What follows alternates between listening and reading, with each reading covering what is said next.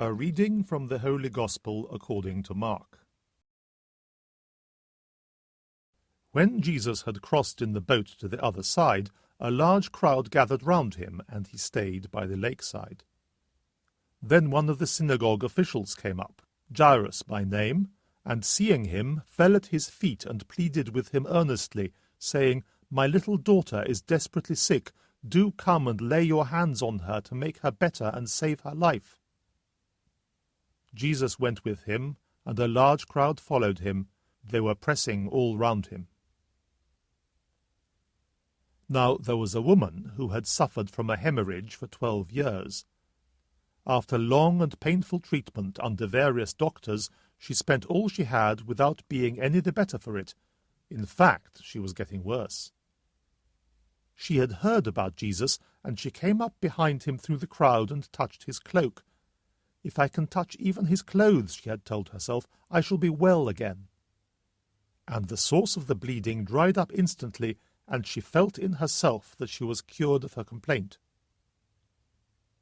Immediately aware that power had gone out from him, Jesus turned around in the crowd and said, "Who touched my clothes?" His disciples said to him, "You see how the crowd is pressing round, and yet you say, 'Who touched me?'" But he continued to look all round to see who had done it. Then the woman came forward, frightened and trembling because she knew what had happened to her, and she fell at his feet and told him the whole truth. "My daughter," he said, "your faith has restored you to health.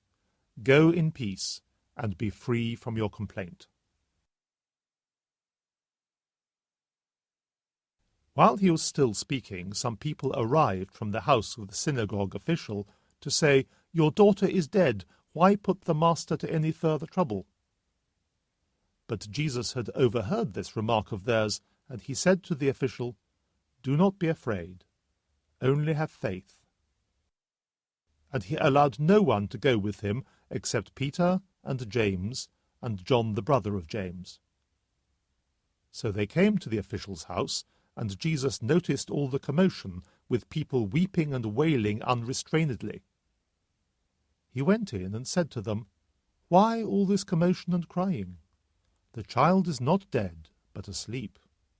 But they laughed at him. So he turned them all out, and taking with him the child's father and mother and his own companions, he went into the place where the child lay. And taking the child by the hand, he said to her, "Talitha cum," which means, "Little girl, I tell you to get up." The little girl got up at once and began to walk about, for she was 12 years old. At this they were overcome with astonishment, and he ordered them strictly not to let anyone know about it, and told them to give her something to eat. The Gospel of the Lord.